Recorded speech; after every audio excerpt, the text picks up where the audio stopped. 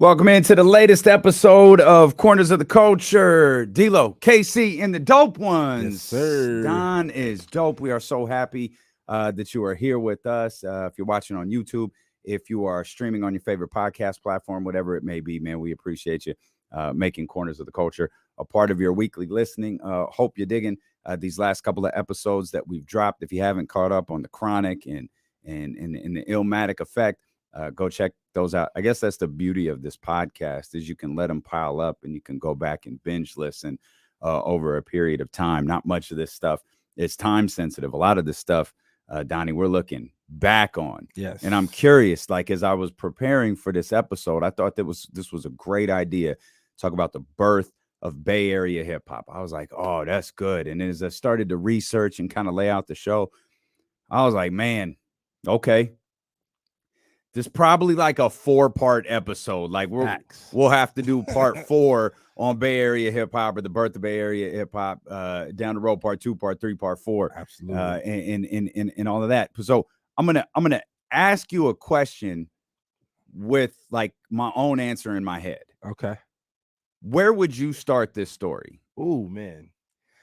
Yeah, see, Damien, the thing that gets me about the Bay Area, just the history of hip hop in the Bay, it's like this paradoxical sort of conundrum for me, right? Because from my perspective, being on the East Coast, the Bay seemed like it was underrated, yet it produced all of these, legends, right? And I think, I don't know, I feel like there's like a distinction between Bay Area rappers and Bay Area sound, right? Because, technically Tupac is a Bay Area rapper. Yeah. However, he doesn't necessarily exemplify that Bay Area sound like, say, a E40 or a Too Short.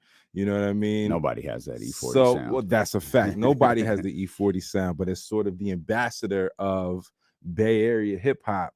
That's kind of, at least that's who I think of when I think of the Bay, right?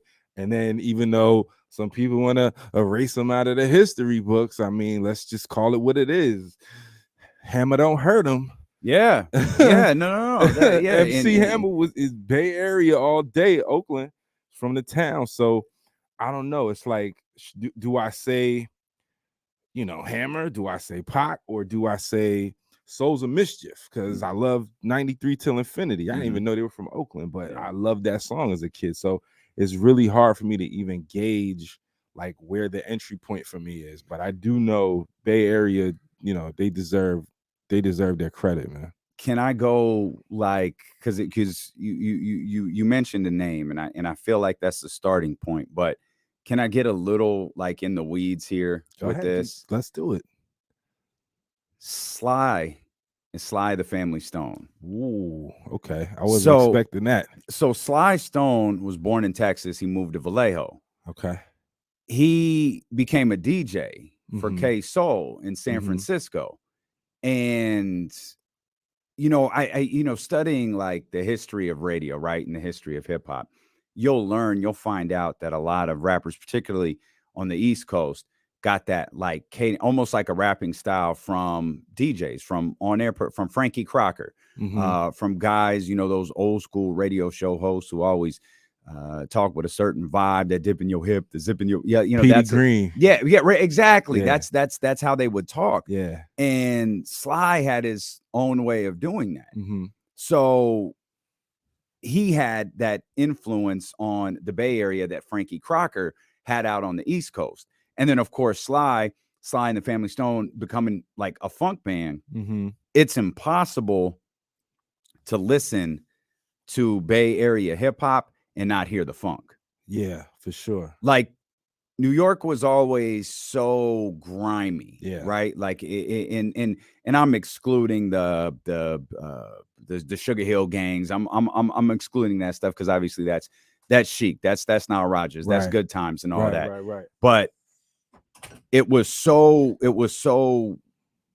grimy. The sound was so different that you get to the Bay Area. man, it's funk. Yes, sir. And Sly and the Family Stone is funk. I know that's in the weeds. I mean, I know that's in the weeds, but it's like if the Bay Area sound is funk in the thump in the slap, yeah, the thump in the speakers and the whole deal, then man, we've got to acknowledge, hey, it might be it. I love that though, because when you talk about origins, you know, to take it beyond, you know, just the rap sphere, the hip hop sphere, and take it back to, you know, Sly and the Family Stone, like that's something I didn't even know about. Like I didn't even realize, you know, Sly was, you know, had roots in the Bay Area. Yeah, that's something I just dug across. I had no idea either. But yeah, dude he was born in Texas and then moved to Vallejo and then Queso. Like he turned,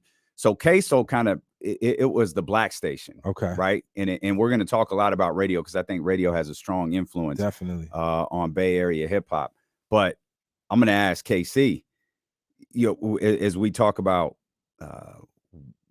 who would you start, like talking about the birth of Bay Area hip hop? Casey, where would you start? Like if I said you've got to tell the story of Bay Area hip hop, where would you start at? Oof, man, me personally,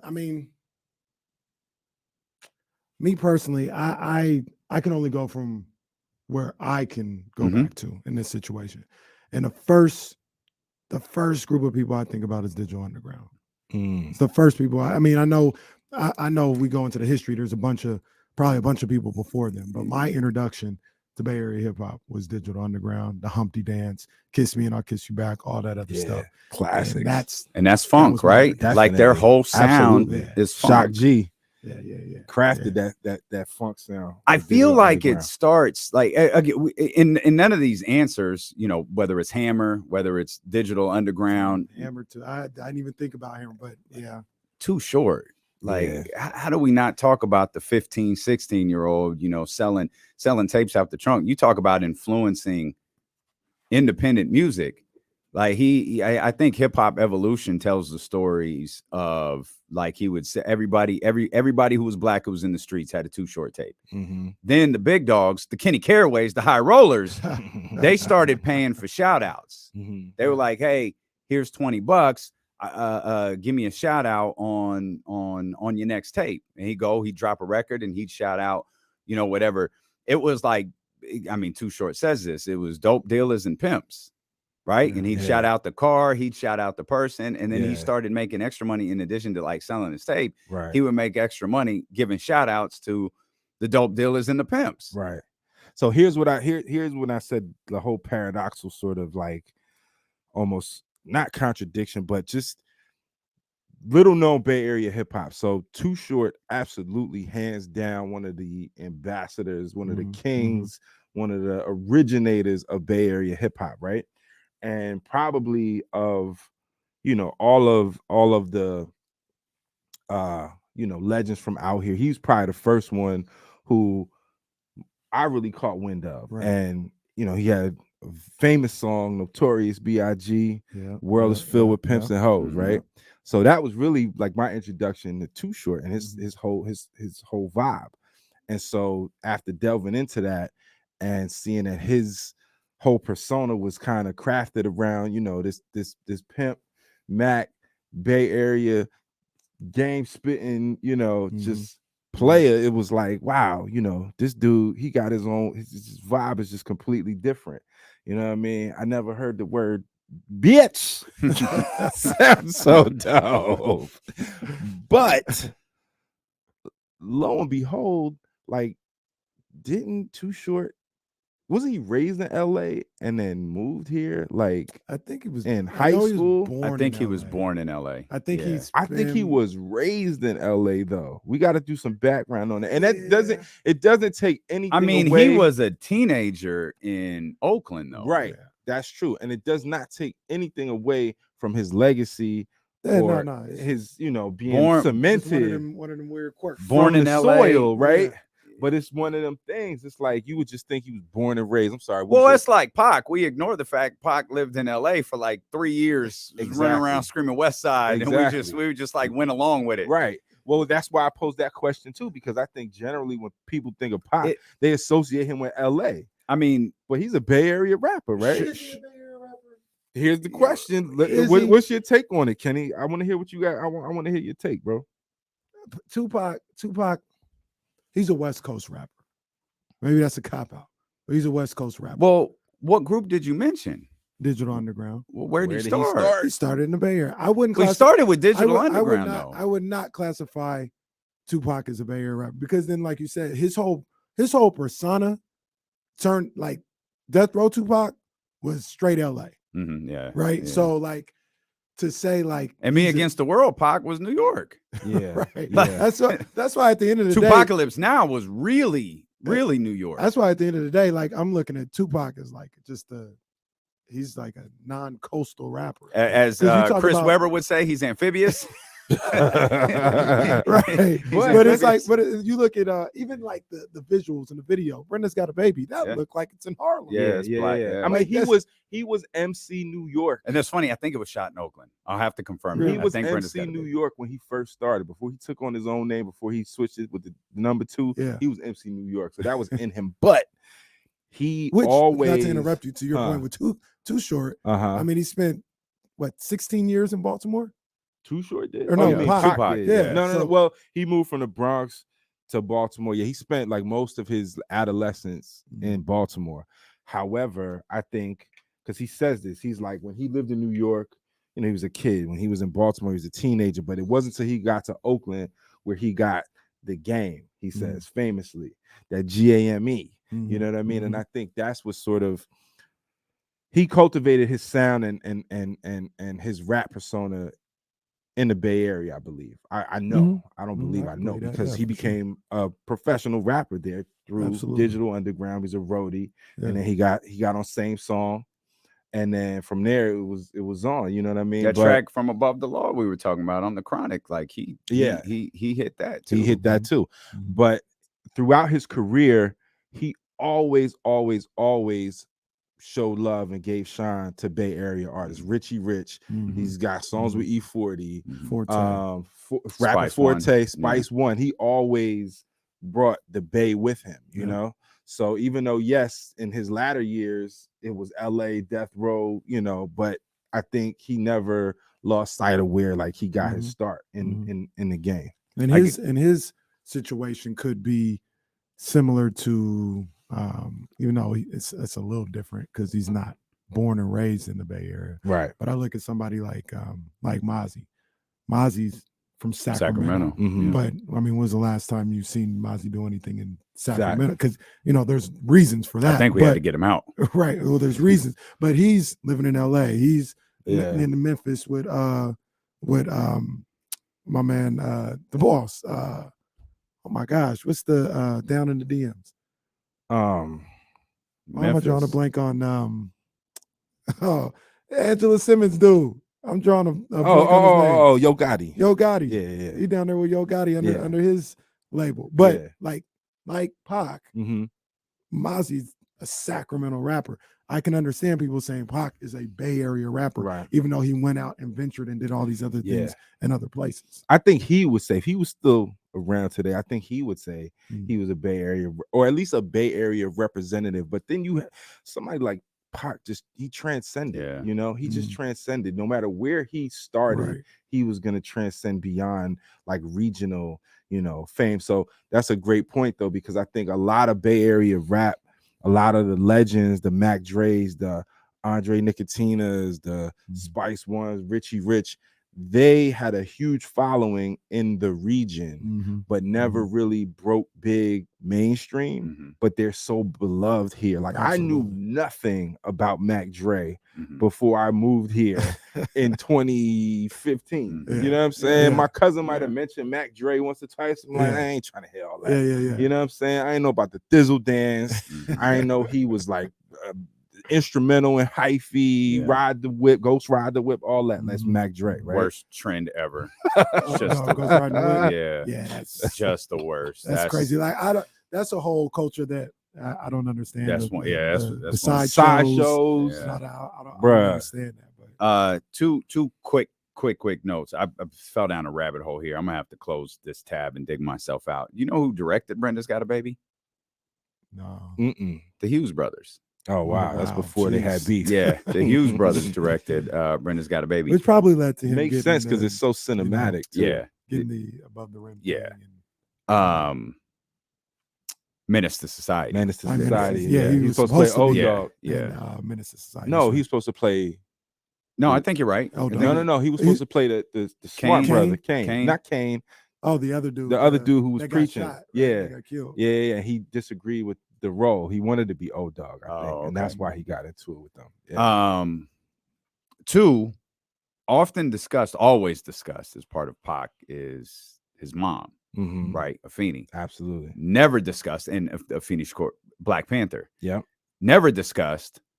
Money B's dad was a Black Panther, and we talked about Sly and the Family Stone and the influence on Bay Area hip hop.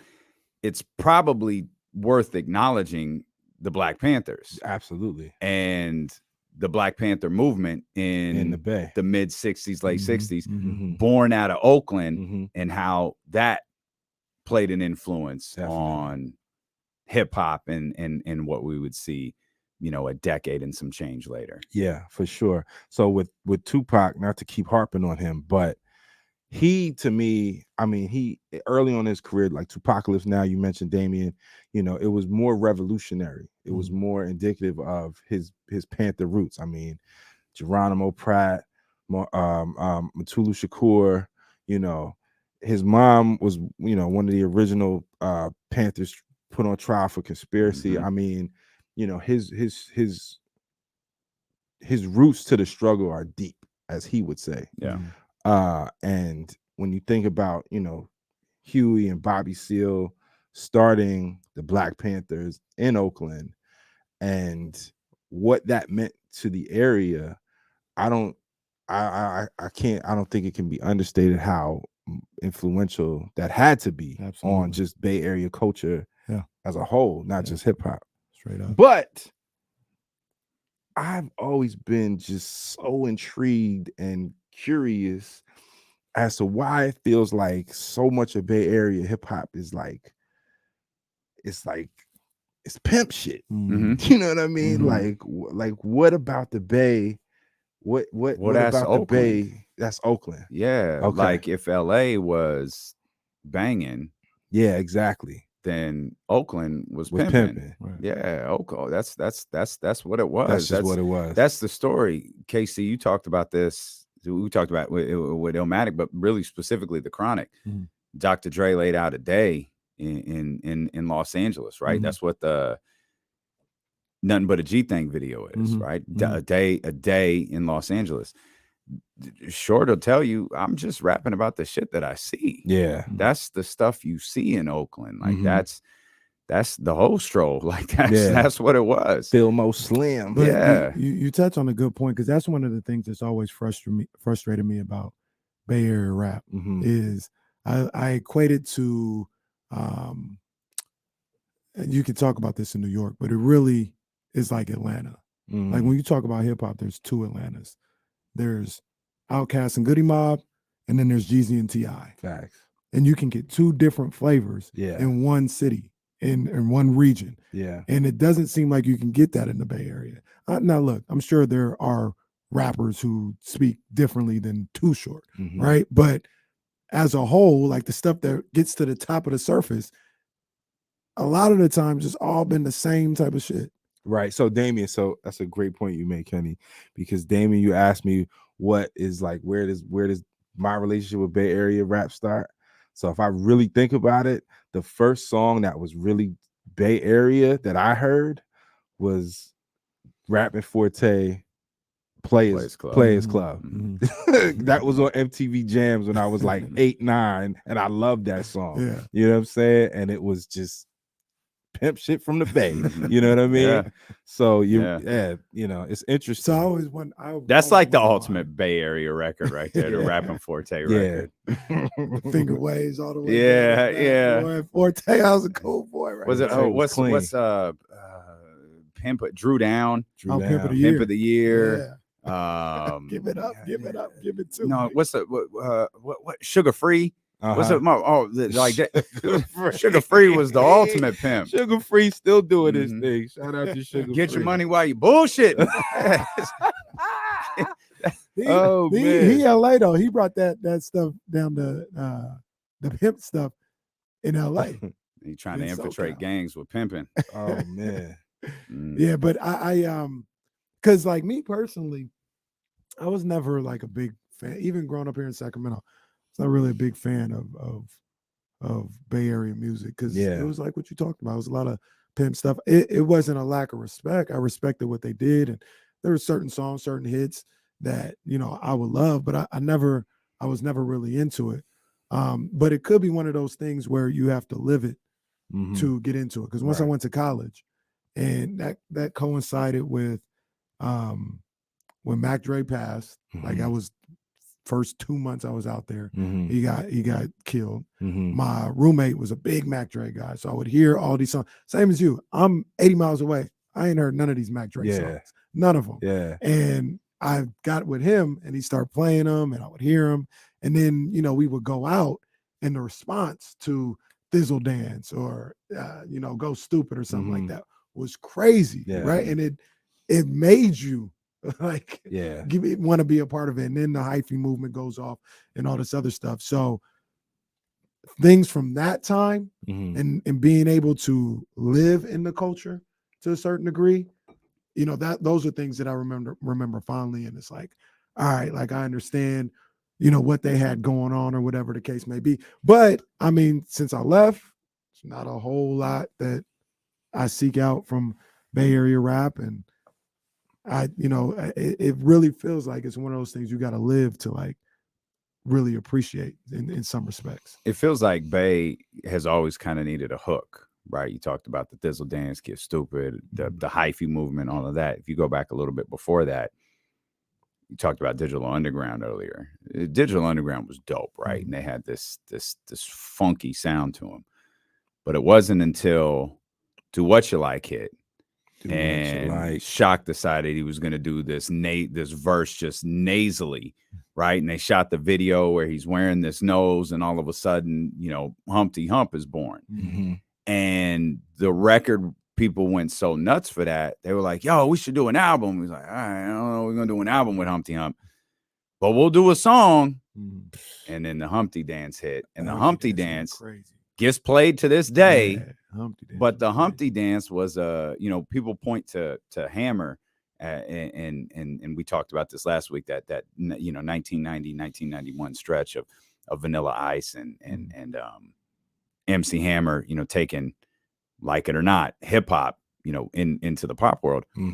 The Humpty Dance did the same thing. The Humpty Dance is your chance to do it. And it was a gimmick, right? And that's what it was. Absolutely. That opened up people to Digital Underground. And then that made like Freaks of the Industry a bigger, like Freaks of the Industry. That was in its smash. In its heavily edited form was a smash hit on the radio. And then you mentioned Same Song.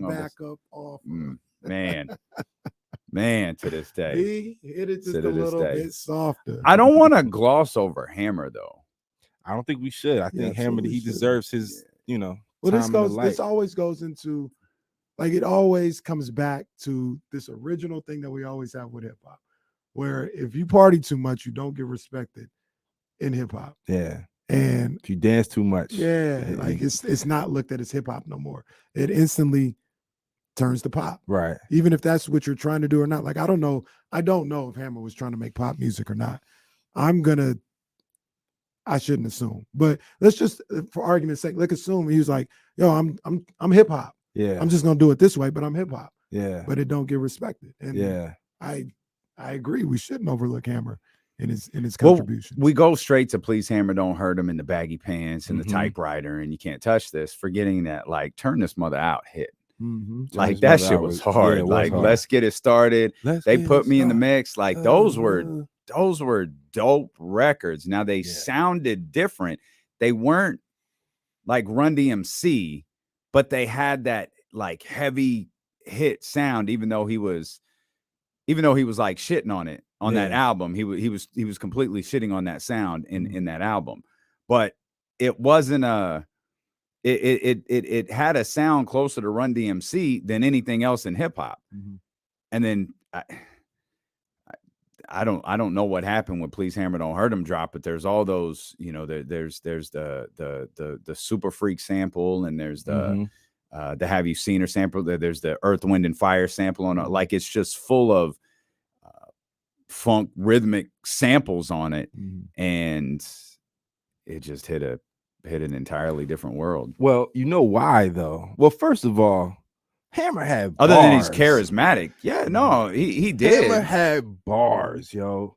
Even on like Too Legit to Quit. You know what I'm saying? That was my joint too. I seen Hammer in concert with Boyz II Men and TLC. What? Hammer had bars, but the dichotomy of MC Hammer is that he was a rapper and a dancer.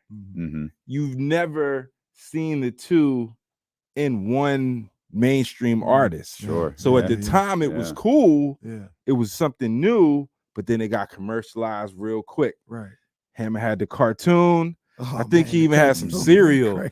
He was Addams Family soundtrack. You know what I'm saying? It went commercial real quick. So I think it was almost a thing where it was like this new Pepsi. Wasn't he Pepsi? He had a lot of endorsements. He was everywhere. Like he was top of the stars like 93, 94. And then it just pumps in a bump. And then he came with the funky headhunter. I like the it's funky all headhunter, good. Man. Hey! I was mad at the funky headhunter. Then he had, like you said, pumps in the bump. I was like, let's go, Hammer. Let's go. It was too hard of a turn. It was too hard a left turn because he was trying to because it was the introduction to gangster rap. It was Dre, it was Snoop, it was Pac, it was Death Row, and he was trying to conform, but that wasn't who he was, obviously. Or that was who he was, but that's not what the foundation had been laid. Nah, Hammer from Oakland, Hammer from East Oakland.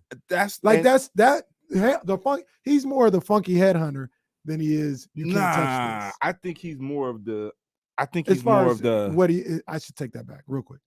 As far as the way he was raised and what he saw growing up. Oh, absolutely. He saw more of the funky headhunter than he did. No, for sure. But I think he was the rapper / dancer. I mean, that was his thing. That was his MO. I think he should have just stayed in that lane because he was there by himself.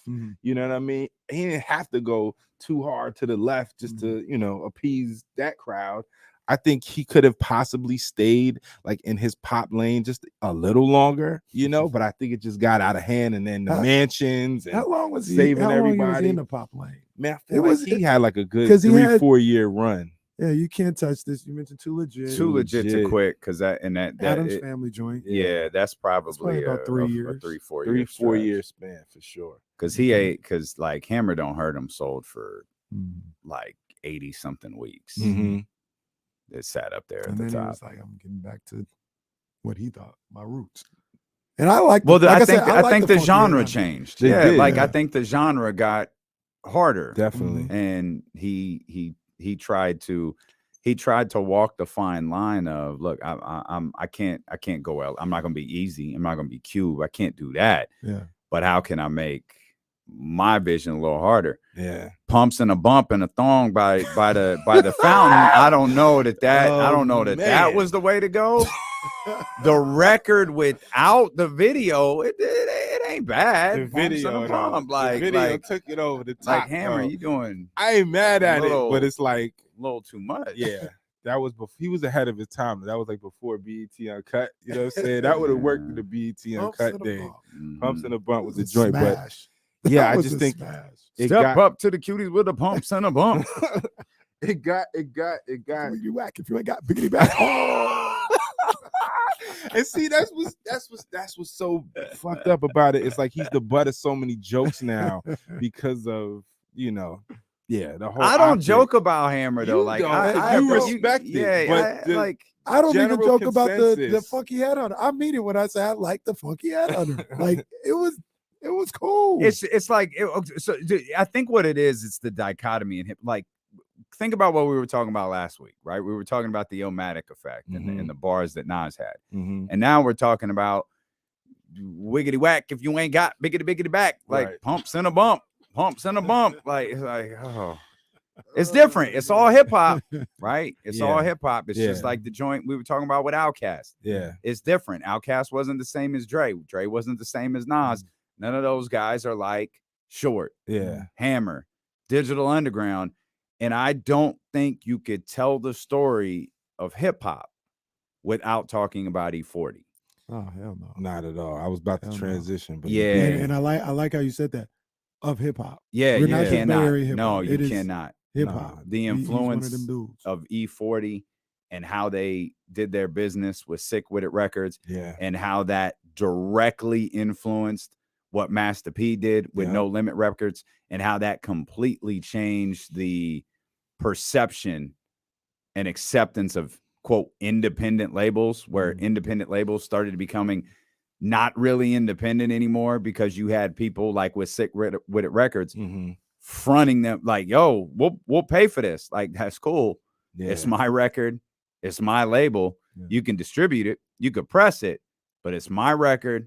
It's my label. And like 40 was the first independent artist to get upfront money from a record label. And he don't get enough credit for that. Nah, he does not. You mentioned Master P, right? So I think generally in just this culture, we look at Master P like sort of the pioneer almost of that independent that independent hustle, that No Limit hustle, getting it out the trunk, tapes in the trunk. But where did he go to get that? He didn't just come up with that. He was in Richmond, California, basically under E40's wing. Yeah. I didn't know that till maybe about 4 or 5 years ago that Master P spent a significant amount of time in the Bay soaking up game, mainly from 40 Water, from E Fizzle, Charlie Hustle. And he had the blueprint. He and Too Short, you can say both of them, but it was really just that Bay Area grind. Right. And it's like, even because like you, Kenny, I'm not gonna sit up here and act like I was the biggest fan of Bay Area rap. It was a little different for me. They was getting a little off beat when they was on the joint. You know what I'm saying? The slang was a little too much for me, but I now looking back as, you know, an adult contemporary hip hop consumer, I appreciate it. I respect it.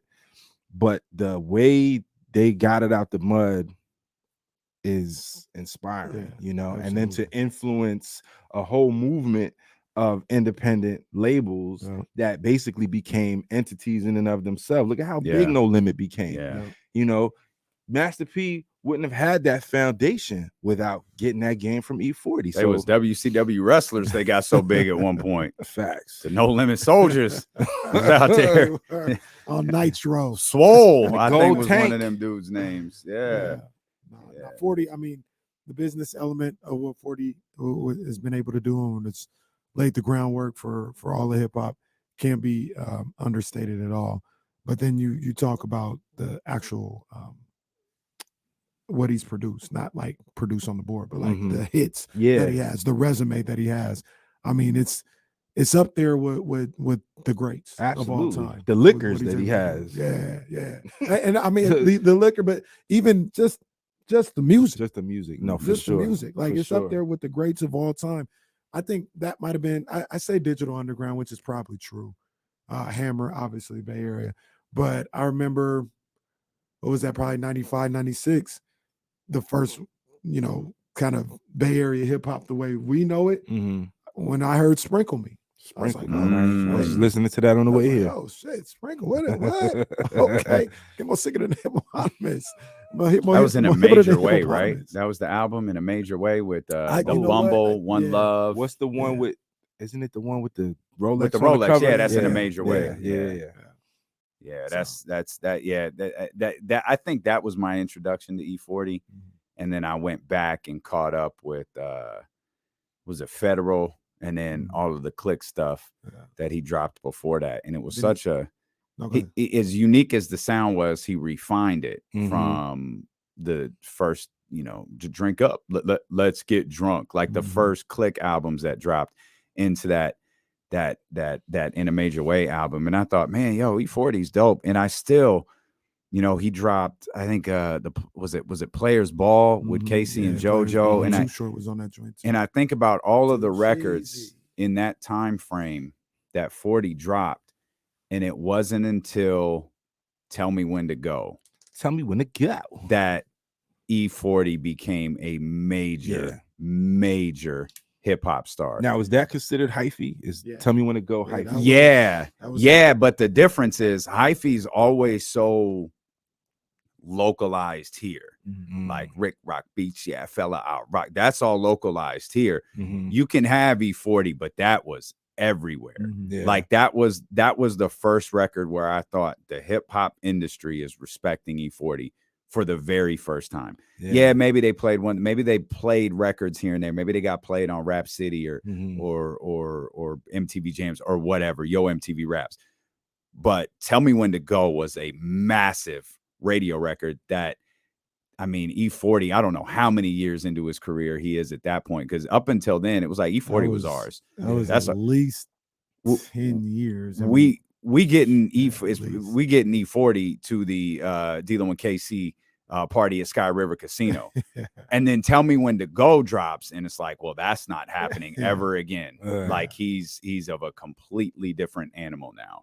And that was my introduction to that him. was his to me, that was his explosion into he's solidified now in the hip hop world forever. What year was that? 2000? That was no, it was later than like that. I said, this is all when I got out there. When I went to school, I wasn't, like I said, I wasn't really on it like that. And I go to Cal State Hayward, and I mean, you're just there. You're listening to KMEL, every day. It's before streaming, so you're listening to the radio. You're listening to KMEL. Listen to Big Von. Tell Me When to Go dropped in 2006. 2006. And, wow. And I get out there, and that shit drops, and it's everywhere. It is everywhere. It's at every party, every club we go to. It is everywhere. You cannot get away. And it really that really was a movement. I don't know if they've had another time like that before or since. Because I mean, you got that, and it also coincided, unfortunately, with the death of Mac Dre. I mean, that was, he was a superstar in the Bay Area. Mac Dre. But almost, Mac Dre. But almost on a smaller scale, it was like a Nipsey thing. He became national. When, unfortunately, when he passed. And then, people that's a great comp. That's a great comp. And all that. Well, answer me this. I could be wrong, but isn't Mac Dre credited for being like he spearheaded the hyphy movement? He started it, he pioneered it, and then E40 took it and made it. Yeah, I would say that. I think E40 was the biggest name behind it. He was the biggest name, but like you said, Kenny, after Mac Dre passed, E40's star just rose and ascended, and he became, recognized nationally. If you think of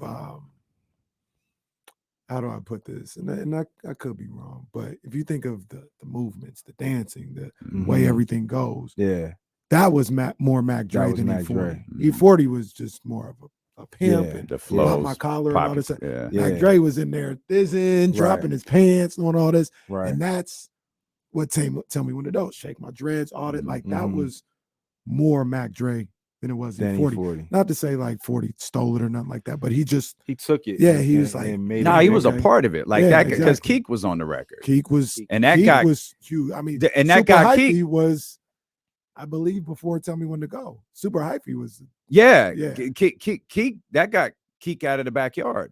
Like that guy Keek playing like everywhere, and I think opened him up a little bit. Like Tell Me When to Go probably changed the whole hyphy thing, because hyphy was here, and then it was everywhere. And I think that's probably because 40 and Keek on Tell Me When to Go. I could be wrong. Y'all tell me.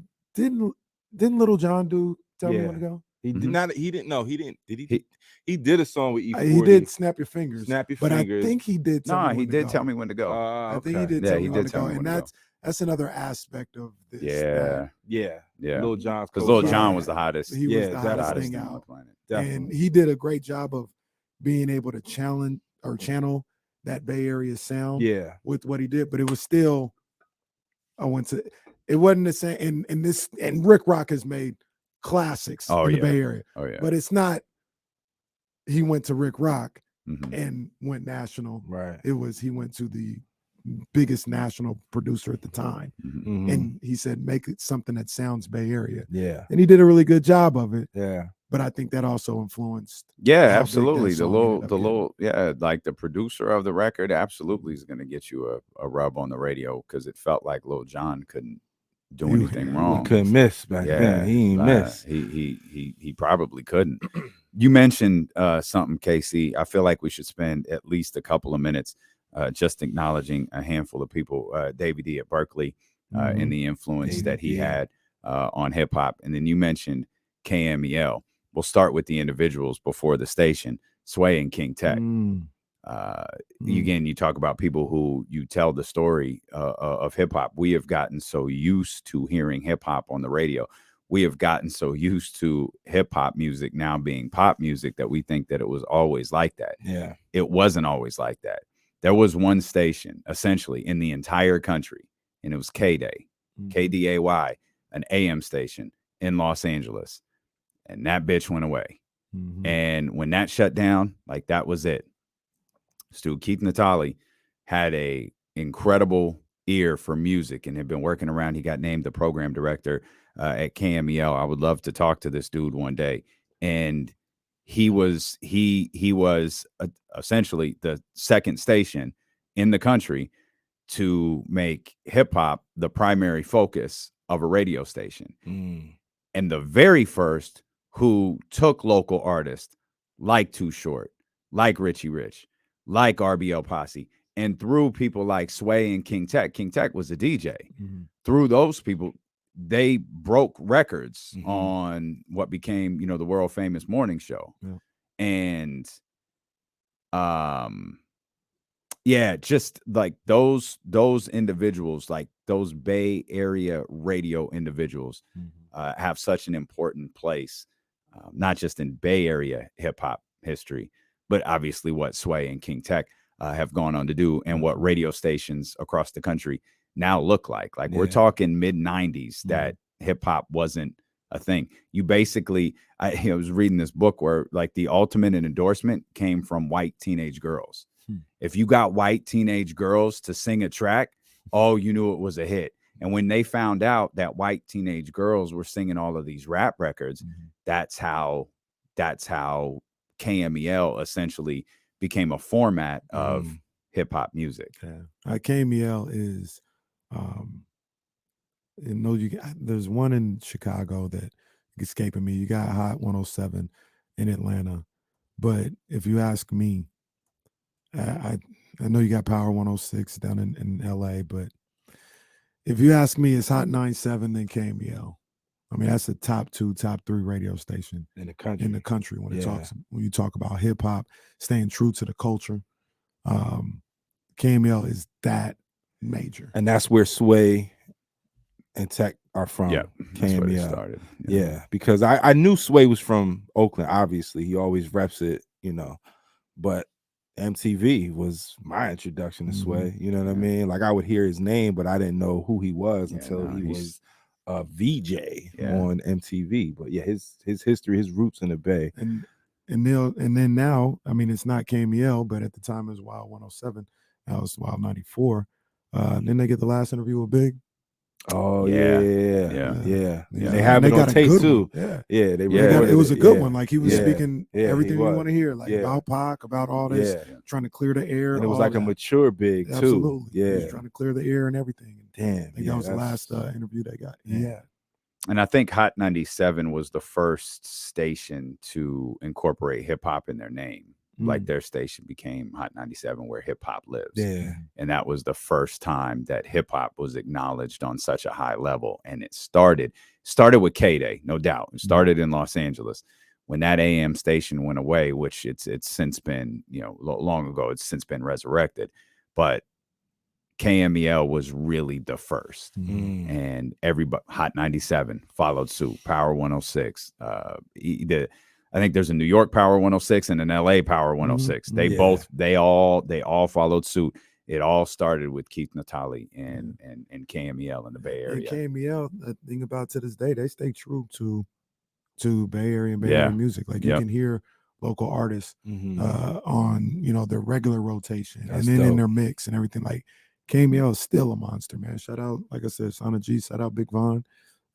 Those are two they've carried the torch moving forward, man. Yeah, that's dope. Like, yeah, it can't be understated, as you both mentioned, how important radio is. And it's cool because obviously I'm not privy to the radio stations out here, but it's so dope, to understand how they were a catalyst for, the movement, right? And that they're still continuing it today, right? So from my perspective, it seems like right now there's like a resurgence happening in the Bay with Bay Area hip hop. Like your Mozzies you mentioned, Larry June, who I'm a big fan of. He's about to take off. You know what I'm saying? And I was privileged, humble flex, but I was able to do some motion graphics on a E40 Larry June DJ Fresh collab, and the buzz Larry June is creating. He's getting ready to drop an album with Alchemist. It's like, man, it would be dope to see him carry the torch, because I feel like since Hyphy, since E40 broke big nationally, there hasn't been a big wave from the Bay. So it would be dope to see that happen. You know what I mean? And to be out here while it's happening is kind of cool to just see a resurgence in Bay Area hip hop. And hopefully, because just from my perspective, I still feel like the Bay doesn't get the credit it deserves. Like, it's still like a footnote in the history of hip hop. However, it's undeniable in its influence and the culture that is here around Bay Area hip hop. So it's interesting to see where it's going to go right now. The thing I'm looking for and waiting for from the Bay Area, because I'm not sure, I love Larry June, man. That's a guy that piqued my interest. Jazz actually was a Larry June fan. I was like, shout out listen to Jazz. At first I was like, oh, who you listen to? Because she loves Dom Kennedy. Okay. I was like, oh, you listen to Dom again, right? Yeah. And she's like, no, this is Larry June. Oh, but he sounds similar to him. Yeah. He worked with the guy who did Dom's record and Nip's record, so that's why the sound kind of comes that way. But yeah, I love Larry June. But the thing that I think and it's always been the case, would possibly take the Bay Area to the next level is, where is their Kendrick? Where is their Dungeon Family? They don't have a separate sound. It's the same. And if you're into, I'm pimping and getting money and all this other stuff, you're good. Right. But if you want to hear somebody that's gonna delve deeper or in a different way, they haven't been able to produce that guy. To a certain degree, Digital Underground was that. Digital Underground sounds different than E40, right? And that was almost the Dungeon Family to Jeezy, right?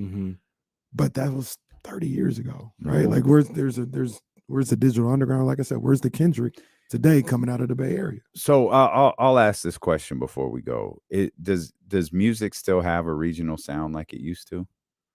It does. It does to a certain, it does. Like, Bay Area sounds a certain way. Like, Larry June sounds a certain way. Like, what's Rick Ross sound like?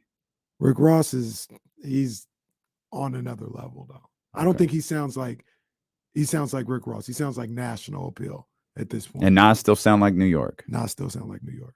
Yeah, see, I think you bring up an interesting point, Damon, because I actually don't think that there is a distinct regional sound anymore. I think there is a, dare I say, popular sound, but there is a sort of there's a niche. There's niche, like right. There's niche sounds, but I don't think Larry June sounds like a Bay Area artist. I think he sounds like what's popular in the what's considered like lifestyle rap now, or like, you know, even because my introduction to him was through Currency, and you know, I don't call Currency like a stoner rapper anymore because it's bigger than that. It's like his lifestyle, right? And all that is just him just kicking his shit about what he does on a day-to-day in a cool ass way that makes you want to live his life, right? With a particular sound. So like you take any popular rapper now could go get an Alchemist, right? And make a you know, a quick LP or EP or whatever, or go get, I don't know, name any new producer, Hit Boy. I don't think Nas sounds New York now. Hit Boy is from LA. So? No, I think Nas he's transcended beyond New York hip hop. I still hear. I mean, because he's Nas, you hear it because he's Nas. Obviously, you still hear the origins, you still hear New York in him, but his sound, I don't think his sound is necessarily crafted, because I really don't think I think that the lines have been blurred as far as, you know, a regional distinctive sound, like this is this area, this is this area. I think it's gotten beyond that. I feel what you're saying. I still hear it though. Yeah. Like I still hear LA. Yeah. NYG. Yeah. Like I hear LA. Yeah. I still hear Atlanta in the South. Yeah. Amigos. Yeah. You know what I mean? I hear the Bay Area and Larry June. The music sounds a little universal, but when he starts to rapping, it sounds like Forte or somebody who would be like, I mean, I still hear in Nas, I still hear Queens. Right. You know what I mean? So maybe it's more so in the lyrics, the delivery and everything, and the delivery, like you said, and the music, the production is still is kind of mashing together. But I still hear it in these guys. I hear the different regions in these guys. Do we have time to touch on the lingo that E40 brought to the game? He brought a lot. Just hanging on like a hubcap in the fast lane. You know what I'm saying? He was the first person I heard talking about broccoli. Come to think about it, he was the first person I remember talking about pop the collar. Yes.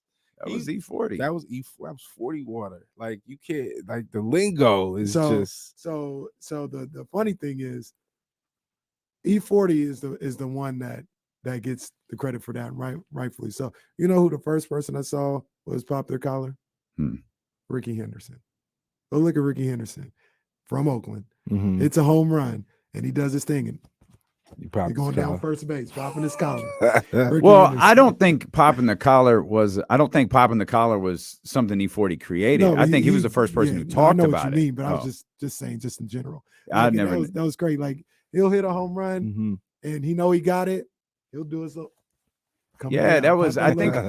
Hey, I never know. I want to go back and watch that, but I know 40 tells the stories like that's just what players did.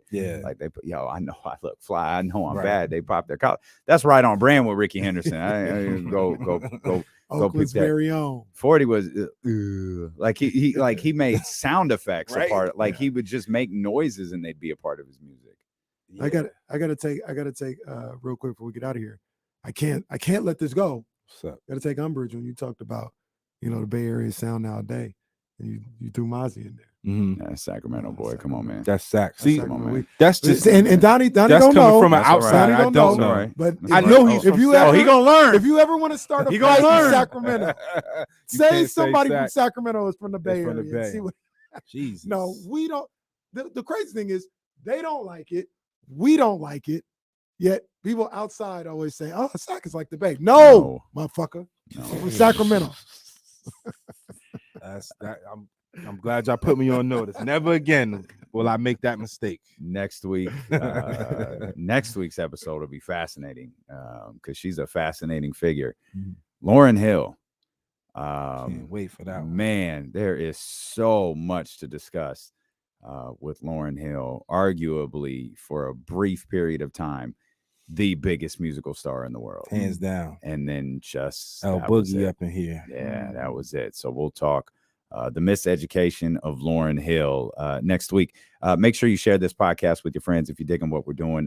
Hit the 5-star review if you're on Apple or Spotify or any podcast platform that allows you to rate a show. If you're watching on YouTube, hit the thumbs up, hit the subscribe buttons. We drop these each and every single week. Make sure you check out thedopeones.com. Check out all the amazing merchandise and artwork that he has up. So Zion Williamson has, speaking of L Boogie, Zion has Zion got a piece in the crib in his palatial home. Dope Ones artwork up at the house. So head over to thedopeones.com. Check out D1KC.com and make sure that you are back here with us next week on Corners of the Culture. Peace.